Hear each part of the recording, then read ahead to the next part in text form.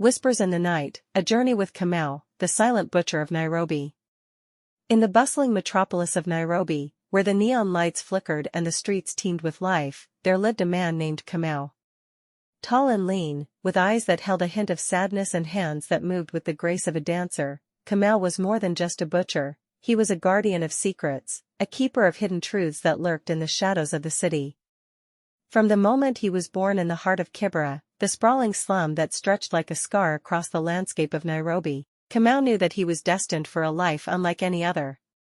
Raised by his grandmother in a tiny shack on the outskirts of the city, he learned from an early age to navigate the treacherous alleyways and backstreets that crisscrossed the urban sprawl, his senses attuned to the whispers of danger that lurked around every corner. But it was in the quiet solitude of his grandmother's kitchen that Kamau found solace from the chaos of the outside world. Surrounded by the comforting aroma of spices and simmering pots, he learned the art of cooking from the woman who had raised him, her hands guiding his own as he chopped, sliced, and diced with the precision of a surgeon. As he grew older, Kamau found work in a small butcher shop on the edge of the city, his skill with a knife and his keen eye for quality earning him a reputation as one of the finest butchers in Nairobi. But it was not long before he discovered that there was more to the world of meat than met the eye, a dark underbelly hidden beneath the surface of respectability and tradition. It started innocently enough, a whispered conversation in the dimly lit alley behind the butcher shop, a furtive exchange of cash and goods between Kamau and a shadowy figure whose face was obscured by the darkness. At first, Kamau turned a blind eye to the illicit nature of his transactions, content to earn a few extra shillings to send back to his grandmother in Kibera. On this fateful day, the sun hung low in the sky, casting long shadows across the narrow alley where Kamau worked in secrecy.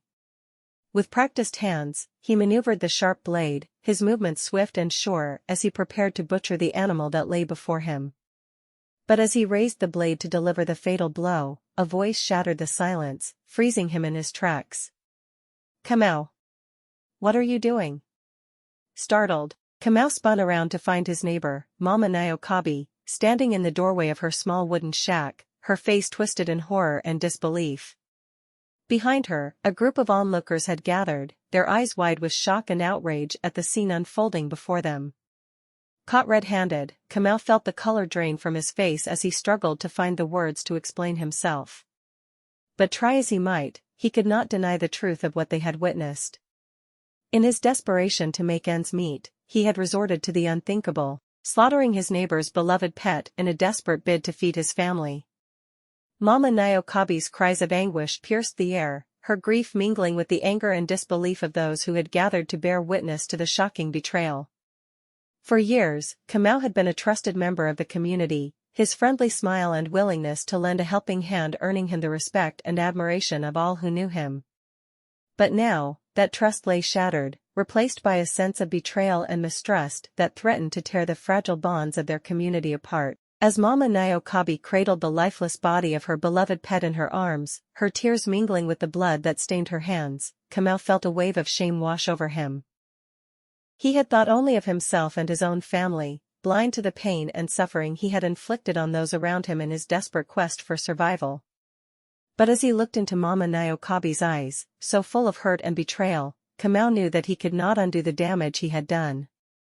All he could do was beg for forgiveness and pray that one day, he would find a way to make amends for the pain he had caused. And so, as the sun dipped below the horizon and the stars began to twinkle in the night sky, Kamau bowed his head in shame, his heart heavy with regret for the choices he had made. For he knew that true forgiveness would not come easily, and that he would have to work hard to earn back the trust and respect of those he had wronged. Later the police come and arrested Kamau, where he was sentenced for 8 years and later released after the sentence. But as he looked up at the sea of accusing eyes that surrounded him, Kamau vowed to do whatever it took to make things right, to prove himself worthy of the second chance he had been given. For he knew that redemption was not just a journey of the body, but of the soul, a journey that would require him to confront the darkness within himself and emerge into the light a changed man. And with that thought burning brightly in his heart, Kamau took his first tentative steps towards a brighter future, guided by the unwavering belief that even in the darkest of times, there was always hope for redemption.